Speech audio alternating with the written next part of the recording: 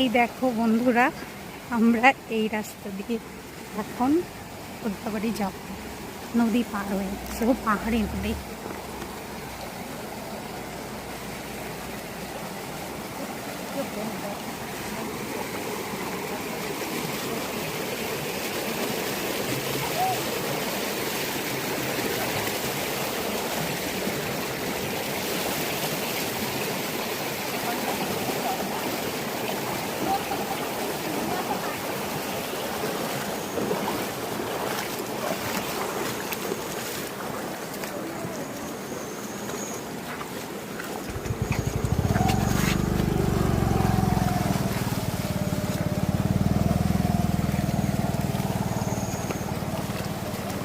এই দেখো, আমরা পুরো নদী দিয়ে যাচ্ছি, কারণ এই দিক দিয়ে শর্টকাট হয়।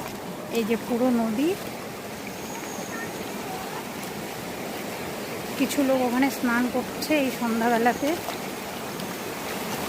ওরা হয়তো ঘুরতে এসছে। এই দেখো নদীর জলের আওয়াজ।